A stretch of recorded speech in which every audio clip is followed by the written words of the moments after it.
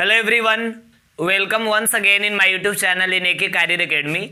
तो देखिए, अभी हम लोग क्लास 10 की केमिस्ट्री को पढ़ रहे हैं, जिसमें आपको पहला चैप्टर पढ़ाया जा रहा है रासायनिक अभिक्रियाएं एवं समीकरण, यानी केमिकल रिएक्शंस एंड इक्वेशंस।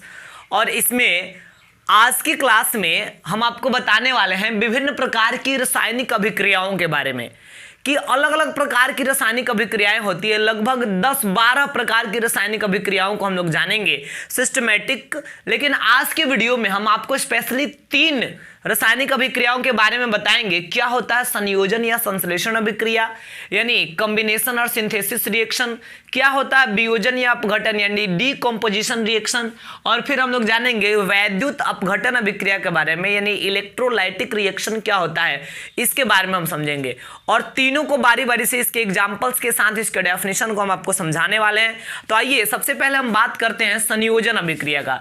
तो देखिए, ये नाम से ये स्पष्ट है कि इसमें क्या होता है कि हम लिख सकते हैं कि वैसी अभिक्रिया ये विशेष प्रकार का रिएक्शन है जिसमें क्या होता है, समझिएगा, वैसी अभिक्रिया जिसमें 2 पदार्थ होगा या 2 से अधिक पदार्थ होगा, जिसमें 2 या 2 से अधिक पदार्थ आपस में संयोग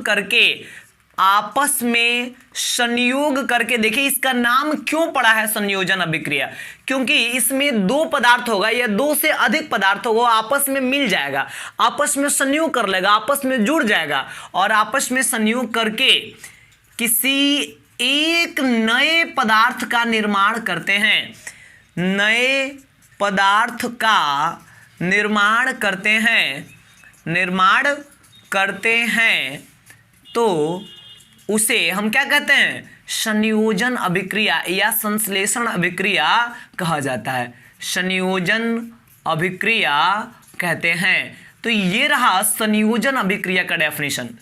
फिर से सुनिए, वैसी अभिक्रिया जिसमें 2 या 2 से अधिक पदार्थ आपस में संयोग करके, आपस में मिलकर एक नए पदार्थ का निर्माण करते हैं तो उसको हम संयोजन अभिक्रिया कहते हैं। एग्जाम्पल से समझिए, जैसे मान लीजिए कि यहाँ सल्फर है और सल्फर का अभिक्रिया अगर हम ऑक्सीजन के साथ करा दें, सल्फर और ऑक्सीजन जब दोनों आपस में मिलेंगे तो इसके आपस में मिलने से एक नया गैस बन जाएगा जिसका नाम है सल्फर डाइऑक्साइड। तो यहाँ 2 पदार्थ आपस में मिले और ये दोनों पदार्थ के आपस में संयोग करने से एक नए पदार्थ का निर्माण हुआ, इसलिए इस अभिक्रिया को हम संयोजन अभिक्रिया कहेंगे। अब मान लीजिए कि मैग्नीशियम है, क्या है, मैग्नीशियम, और जब मैग्नीशियम की अभिक्रिया हम ऑक्सीजन के साथ कराते हैं तो इससे क्या होता है, मैग्नीशियम ऑक्साइड का निर्माण होता है। तो यहां भी क्या हुआ, ये 2 पदार्थ है और दोनों पदार्थ आपस में मिलकर एक नए पदार्थ का निर्माण किए, तो फिर इस अभिक्रिया को हम कहेंगे संयोजन अभिक्रिया। यानी संयोजन अभिक्रिया में हो क्या रहा है कि 2 पदार्थ होगा या 2 से अधिक भी हो सकता है, 2 पदार्थ या 2 से अधिक पदार्थ आपस में संयोग कर लेगा, आपस में जुड़ जाएगा और जुड़कर एक नए पदार्थ का निर्माण करेगा। तो फिर ऐसी अभिक्रिया को संयोजन या संश्लेषण अभिक्रिया कहा जाता है। क्लियर हुआ ये वाला। अब आइए इसके बाद दूसरा देखते हैं, वियोजन अभिक्रिया। तो देखिए, बिल्कुल संयोजन का उल्टा, नाम से ही लग रहा है वियोजन। और वियोजन का मतलब क्या होता है, अपघटन का मतलब क्या होता है, तो इसका मतलब होता है टूटना, इसका मतलब होता है विभिन्न टुकड़ों में बट जाना, वियोजन का मतलब, यानी अपघटन का मतलब। और इंग्लिश में भी आप देखिएगा डीकम्पोजिशन, यानी अलग अलग भागों में बट जाना ही इसका मतलब होगा। तो देखिए, हम कहेंगे वैसी अभिक्रिया, ध्यान से समझिएगा, वैसी अभिक्रिया जिसमें कोई पदार्थ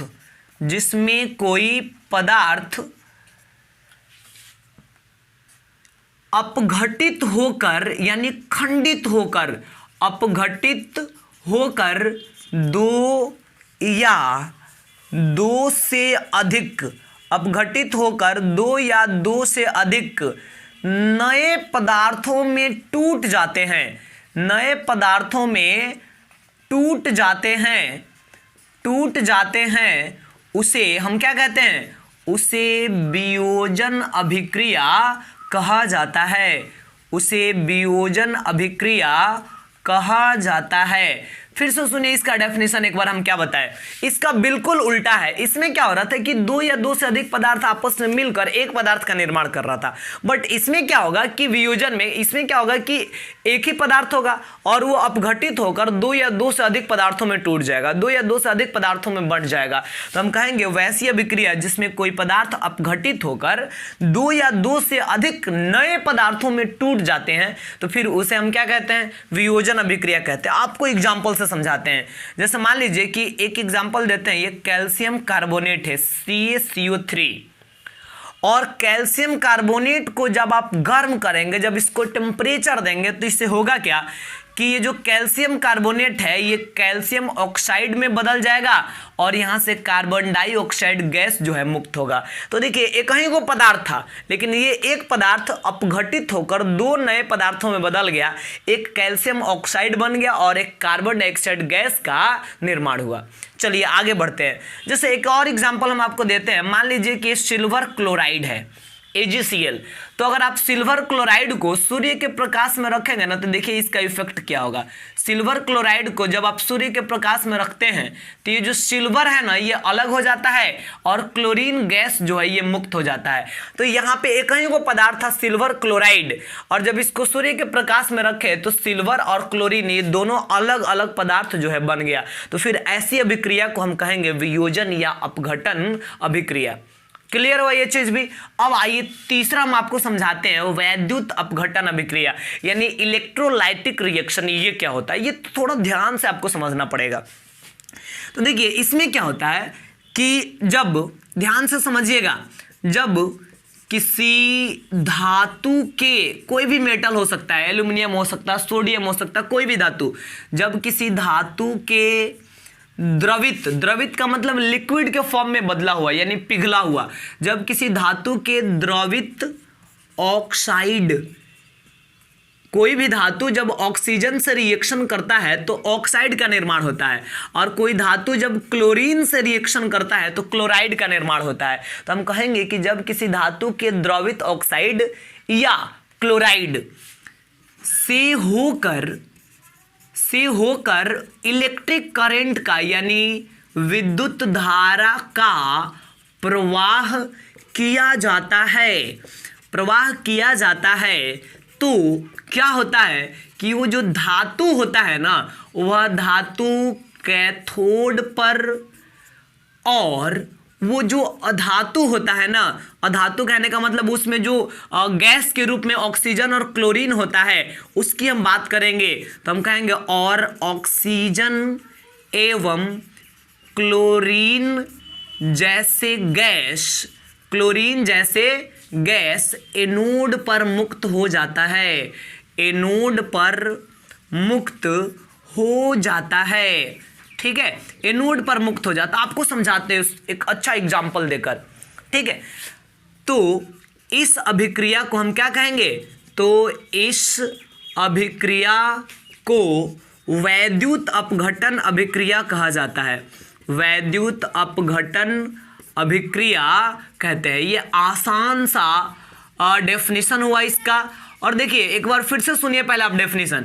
यहाँ पे बताएं हम कि जब किसी धातु के द्रवित ऑक्साइड यानी उसका ऑक्साइड जो पिघले हुए फॉर्म में, घुलित अवस्था में, एवं द्रवित क्लोराइड से होकर जब इलेक्ट्रिक करंट का, विद्युत धारा का प्रवाह किया जाता है, तो धातु जो है कैथोड पर और ऑक्सीजन एवं क्लोरीन गैस जो होता है वो एनोड पर मुक्त हो जाता है। अब मान लीजिए कि किसी बैटरी से उसमें धारा का प्रवाह किया जा रहा है, तो बैटरी का दो सिरा होता है, तो दोनों सिरा में जो एक सिरा होता है जिसको हम प्लस इलेक्ट्रोड बोलते हैं, उसमें दो इलेक्ट्रोड होता है। तो एक जो प्लस वाला सिरा होता है ना, मेरे कहने का मतलब कि एक जो प्लस वाला सिरा होता है इसको कैथोड कहा जाता है। ठीक है, और उसका जो माइनस वाला इलेक्ट्रोड होता है ना उसको हम एनोड कहते हैं। यानी दो इलेक्ट्रोड होता है, एक कैथोड और एक एनोड। तो प्लस वाले को कैथोड और माइनस वाले को हम क्या कहते हैं, एनोड कहते हैं। अब जैसे मान लीजिए कि ये सोडियम है, तो आप बताइए सोडियम क्या है। सोडियम एक विशेष प्रकार का धातु है, और सोडियम के साथ क्लोरीन का रिएक्शन कराएं तो यहाँ पे क्या बन गया, सोडियम क्लोराइड, यानी ये हो गया सोडियम का क्लोराइड। तो यहाँ पे हम क्या बताएं कि जब किसी धातु के द्रवित ऑक्साइड या क्लोराइड, तो ये क्या हुआ, ये धातु का क्लोराइड हुआ, क्योंकि सोडियम एक धातु है और ये सोडियम क्लोराइड है, तो इसको हम क्या कहेंगे कि ये धातु का क्लोराइड है। यानी ये तो अच्छा Cl दिख रहा है, इसका मतलब ये क्लोराइड है। और यहाँ पे चूंकि रिएक्शन किससे किया है, रिएक्शन किया है किसी धातु से, तो ये धातु का क्लोराइड कहलाएगा। तो जब इसको आप द्रवित अवस्था में बदल देंगे, मान लीजिए कि सोडियम क्लोराइड को आप क्या कर दिए, द्रवित अवस्था में बदल दिए, यानी इसको लिक्विड के फॉर्म में चेंज कर दिए, और फिर इससे होकर विद्युत धारा का प्रवाह कराए। इससे होकर हम क्या करते हैं, विद्युत धारा का प्रवाह कराते हैं, या फाइनली आप कह सकते हैं कि इसका हम वैद्युत अपघटन करते हैं। तो जब इससे होकर विद्युत धारा का प्रवाह कीजिएगा ना, तो इसमें का ये जो सोडियम है, ये जो सोडियम है ये अलग हो जाएगा, और ये जो क्लोरीन है ये अलग हो जाएगा। तो ये जो सोडियम है ना, ये कहाँ प्राप्त होगा, कैथोड पर मुक्त होगा, और ये जो क्लोरीन है ना, ये एनोड पर मुक्त होगा। ठीक है, क्योंकि इसमें धातु जो होता है, वैद्युत अपघटन अभिक्रिया में जो धातु होता है वह कैथोड पर मुक्त हो जाता है, और जो मतलब क्लोरीन या ऑक्सीजन जैसे गैस होते हैं वो एनोड पर मुक्त हो जाते हैं। जो बैटरी का 2 इलेक्ट्रोड होता है, दोनों इलेक्ट्रोड पे अलग अलग पदार्थ जो है उत्पन्न होते हैं, मुक्त हो जाते हैं। तो ऐसी अभिक्रिया को हम कहेंगे वैद्युत अपघटन अभिक्रिया। अब एक और एग्जांपल समझिए, जैसे मान लीजिए कि एल्यूमिनियम ऑक्साइड है Al2O3, जब एल्यूमिनियम ऑक्साइड का आप वैद्युत अपघटन करेंगे तो आप क्या पाएंगे, तो एल्यूमिनियम ऑक्साइड है, तो ये फिर क्या हुआ, एल्यूमिनियम एक धातु है और ये धातु का ऑक्साइड तब कहलाएगा। तो ये धातु के ऑक्साइड को जब आप इसका वैद्युत अपघटन कराएंगे तो देखिए इसमें जो एल्यूमिनियम है ये अलग हो जाएगा और ऑक्सीजन गैस जो है ये अलग हो जाएगा। तो देखिएगा इसको पहले संतुलित आप कीजिए, यहाँ पे ऑक्सीजन का 3 है परमाणु, तो यहाँ पे आपको क्या करना पड़ेगा, एक काम कीजिए, यहाँ पे हम 3 लगा देते हैं तो 3 दूना 6 हो गया, और यहाँ पे 2 लगा देते हैं तो यहाँ भी हो गया 3 दूना 6, लेकिन एल्युमिनियम का 4 हो गया तो यहाँ भी 4 कर लीजिए, संतुलित भी हो गया। और ये जो एल्युमिनियम है ये कहाँ प्राप्त हो जाएगा, कैथोड पर मुक्त हो जाएगा, और ये जो ऑक्सीजन गैस है ये क्या होगा, ये एनोड पर मुक्त हो जाएगा। तो इस प्रकार ऐसी अभिक्रिया को हम कहेंगे वैद्युत अपघटन अभिक्रिया। जब किसी धातु के द्रवित ऑक्साइड या द्रवित क्लोराइड से होकर विद्युत धारा का प्रवाह किया जाता है, तो जो धातु होता है वो कैथोड पर, और ये जो क्लोरीन या ऑक्सीजन गैस होता है वो एनोड पर मुक्त हो जाता है। तो उम्मीद करते हैं कि आज का वीडियो आपको समझ में आया होगा। आज हम आपको बताएं संयोजन अभिक्रिया, वियोजन अभिक्रिया और वैद्युत अपघटन अभिक्रिया के बारे में। आज इतना ही रहने देंगे, आप इसको बोर्ड से उतार सकते हैं। और अगले वीडियो में हम आपको समझाने वाले हैं 2 और प्रमुख रिएक्शन के बारे में, क्या होता है एकल विस्थापन और द्वि यानी उभय विस्थापन, जिसको हम कहेंगे सिंगल डिस्प्लेसमेंट रिएक्शन और डबल डिस्प्लेसमेंट रिएक्शन। ये क्या होता है ये हम अगले वीडियो में समझाएंगे।